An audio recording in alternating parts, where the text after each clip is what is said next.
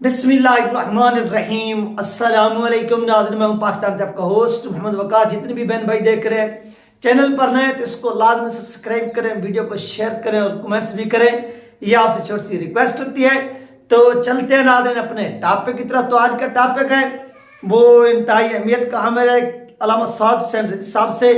पाकिस्तान भारत से जो बड़ी बड़ी शख्सियातें मजहबी और पॉलिटिकल वो मुलाकात कर रही हैं।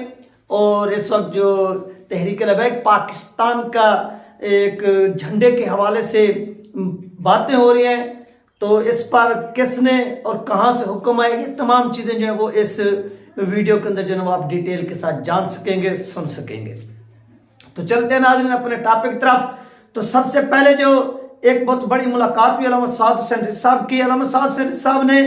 अपने जो दरवाजे, मैंने आपको पहले भी कहा कि वो सब के लिए खुले रखे हुए हैं।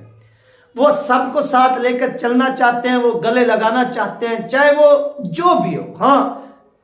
आपके जाती इख्तलाफ भी है ना अगर साद हुसैन रिज़वी साहब से, तो आपको फिर भी अल्लामा साद हुसैन रिज़वी साहब गले से लगाने के लिए, क्योंकि एक लीडर जो होता है, लीडर कभी किसी के ऊपर जो है ना वो इस तरह से नहीं होता कि अगर आपको फेम मिल जाए, आपके चाहने वाले करोड़ों में हो, दुनिया भर में बसते हो, तो आप क्या करें, अपने मुखालफिन को कुचल के रख दें। बल्कि नहीं, लीडर वो होता है जो अपने मुखालफिन को गले से लगा दे। और यही मिसाल है कि आप देखें कि अल्लामा साद हुसैन रिज़वी साहब के पास बड़े बड़े गदी नशीन आ रहे हैं, बड़े बड़े सियासतदान आ रहे हैं, काफ लीग जैसी पार्टियां, इस्तेकाम पाकिस्तान जैसी पार्टियां, नून लीग, MQM और भी दीगर पाकिस्तान की जितनी भी पार्टियां, तहरीक इंसाफ होगी, इनकी ख्वाहिश है कि TLP के साथ क्या हो, इत्तेहाद हो। और इस हवाले से वो अपने बंदे भी भेज रहे हैं किस तरह से अल्लामा साद हुसैन रिज़वी साहब से मुलाकात भी हम कर सकें, लेकिन वो इसमें अभी तक नाकाम हुए। तो नाज़रीन, जहां पर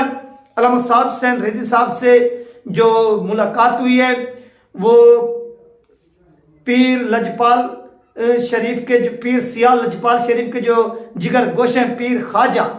अमीनुद्दीन साहब, ख्वाजा अमीनुद्दीन साहब जो हैं, उनकी अल्लामा साद हुसैन रिज़वी साहब से जो है ना वो मुलाकात हुई है। वो मुलाकात क्यों हुई है वो आप जानते कि ये मुलाकात इस वजह से हुई है क्योंकि इनके पीर अमीनुद्दीन साहब के जो है ना वो मुरीदैन बहुत बड़ी तादाद में मौजूद हैं। और इसमें वो तहरीक लबैक पाकिस्तान की इस इलेक्शन के अंदर मुकम्मल तौर पर जो है वो हिमायत का ऐलान करने वाले, यानी जहां पर भी तहरीक लबैक पाकिस्तान के कैंडिडेट खड़े होंगे, इलेक्शन में हिस्सा ले रहे हैं, स्टैंड किया हुआ है, और जहां पर भी इनके मुरीदैन बसते हैं पाकिस्तान भर में, उनको ये उन्होंने मैसेज देना है कि आपने तहरीक लबैक पाकिस्तान को मुकम्मल तौर पर क्या करना है, सपोर्ट करना है, तहरीक लबैक पाकिस्तान को वोट कास्ट करना है, और किसी जमात को या और किसी पार्टी को आप लोगों ने वोट नहीं देना। ये वोट जो है ना अपने चाहने वालों को इस तरह के जो है ना वो पैगामात भेज रहे हैं। और अल्लामा साद हुसैन रिज़वी साहब ये जदोजहद कर रहे हैं। इस जदोजहद के नतीजे में, उनकी मेहनत के नतीजे में क्या हो रहा है कि बड़े बड़े लोग जो हैं वो अल्लामा साद हुसैन रिज़वी साहब से मिल भी रहे हैं और हिमायत भी कर रहे हैं। इसके साथ नाज़रीन, झंडे में तब्दीली कहां से हुई, कैसे आई, ये जो सुनने में आ रहा, भी ये चीज कंफर्म नहीं हुई, लेकिन जो जराए बता रहे हैं वो ये बता रहे हैं कि इस चीज का जो हुक्म है वो अल्लामा साद हुसैन रिज़वी साहब ने खुद दिया है कि झंडे को थोड़ा चेंज किया जाए, तब्दील किया जाए। और इसकी जो तकरीब रूनुमाई होगी वो आपको मालूम है कि हजरत दाता गंज बख्श रहमतुल्लाह अलैह के मज़ार के, यानी वहाँ से ज़ियारत के बाद जो ना इसकी तकरीब परचम कुशाई होगी, और ये अल्लामा साद हुसैन रिज़वी साहब करेंगे। और ये हुक्म कहाँ से आया, किसने दिया, ये हुक्म अल्लामा साद हुसैन रिज़वी साहब से आया, और ये हुक्म उन्होंने ही दिया। और उनके कहने के ऊपर जो है ना वो इस झंडे के ऊपर जो है ना वो तब्दीली की गई। अब इस झंडे के अंदर आपने देखा कि 3 रंग है, एक हो गया वाइट,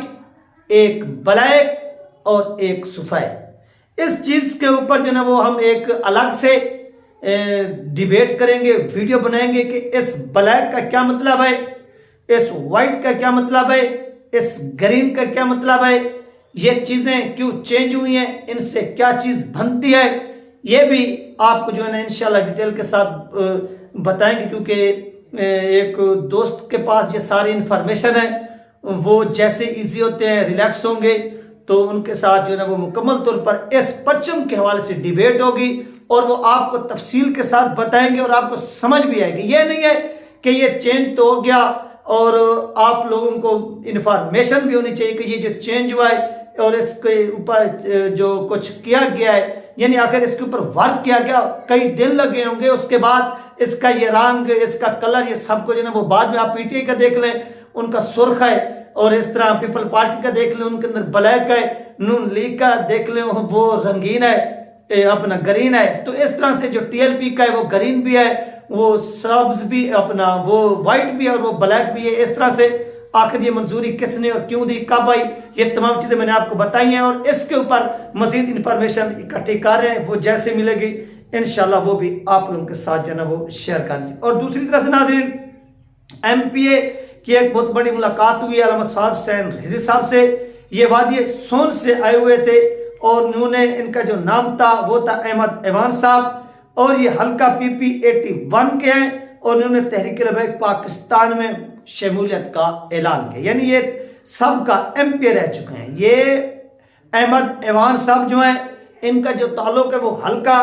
पीपी 81 यानी 81 से है और ये पहले एमपी रह चुके हैं। ऐसी बात नहीं है कि ये एमपी नहीं थे, नहीं, ये सब का एमपी है और उन्होंने गुज़श्ता रात जो था वो अल्लामा साद हुसैन रिजवी साहब से मुलाकात की और मुलाकात के बाद तहरीक लबैक पाकिस्तान में शमूलियत का बाकायदा तौर पर ऐलान किया। ये तहरीक लबैक पाकिस्तान के अंदर आए हैं, इनका वेलकम हो गया, सब लोग जो है ना इनको खुश आमदीद कहें, क्योंकि जो बंदा दूसरे पार्टी छोड़कर आपकी तरफ आता है तो उसका नजरिया जो है वो मैच करते, वो आपके नजरिए के ऊपर क्या खड़ा होता है, मुतमैन खड़ा होता है। तो जब कोई आए तो उसके लिए जो है ना वो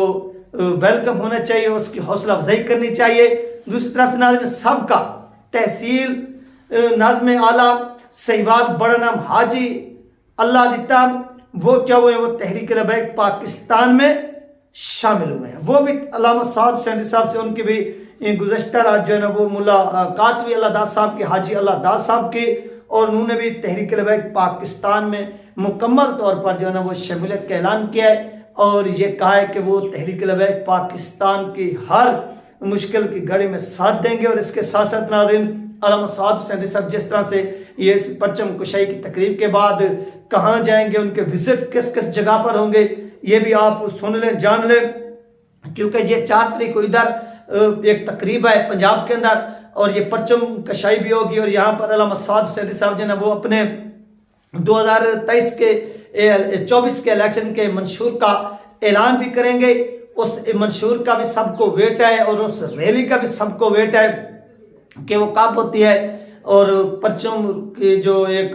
तकरीब रूनुमाई है वो कैसी होती है। ये तमाम चीज़ें 4 तारीख को सामने आ जाएंगी। लेकिन इसके बाद अल्लामा साद हुसैन साहब का जो फर्स्ट विजिट है वो नाज़रीन कराची का है और जहाँ पर ये क्या करेंगे, 8 तारीख को कराची में जाएंगे और इसके बाद ये आदम खेल और 9 तारीख को, उसके बाद ये 10 को नवाब शाह में अपना स्टे करेंगे, यानी 3 दिन जो है ये सिंध के अंदर रहेंगे और कराची के अंदर, कराची के बाद ये नवाब शाह जाएंगे। फिर इस तरह से दीगर जो मकामात यानी कराची शर्की हो गया, गरबी हो गया, कुरंगी हो गया, इस तरह के जो बहुत से नाम हैं वो वहाँ के लोग ही जानते हैं। हो सकता है कि अल्लामा साद हुसैन साहब के यहाँ पर दिन ज़्यादा भी गुजरे, क्यों,